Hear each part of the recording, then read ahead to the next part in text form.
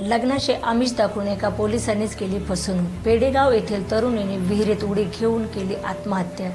या घटनेस दोषी पोलीस अधिकाऱ्यांवर आत्महत्येस प्रवृत्त केल्याप्रकरणी तालुका पोलीस ठाण्यात गुन्हा नोंदवण्यात आला आहे। मृत मुलगी ही पिंपरी चिंचवड येथे नर्स म्हणून काम करत होती। ती हॉस्टेलमध्ये राहत होती। तिच्या कुटुंबियांनी तिला लग्नाबाबत विचारणी केली असता ती म्हणाली की माझे एका मुलासोबत प्रेम आहे, आम्ही दोघे लवकरच लग्न करणार आहोत, असे तिने तिच्या आई-वडिलांना सांगितले।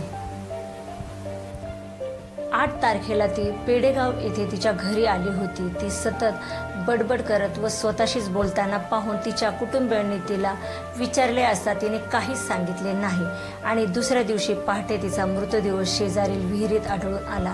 तिच्या खोलीची झडती घेतली असता बॅग मिळाली। त्यात तरुणीच्या हस्ताक्षरातील मजकूर कुटुंबियांना मिळून आला। त्यात PSI मनीष मोगरे राहणार अकोला यांच्याशी लग्न करणार असल्याची बाब तिने नमूद केली होती। मोबाईलवर दोघांचे संभाषण पाहण्यात आले। मृत तरुणीने असे लिहिले होते की माझ्या आत्महत्येस कारणीभूत पोलीस गजानन थोटे व मनीष मोगरे याला माफ करू नका। या मानसिक त्रासामुळे मी आत्महत्या केली आहे। तिच्या लेखी हस्ताक्षरावरून पोलीस गजानन थोटे व मनीष मोगरे यांच्यावर तालुका पोलीस ठाण्यात गुन्हा नोंदवण्यात आला आहे। सक्षम न्यूज 24 अहमदनगर।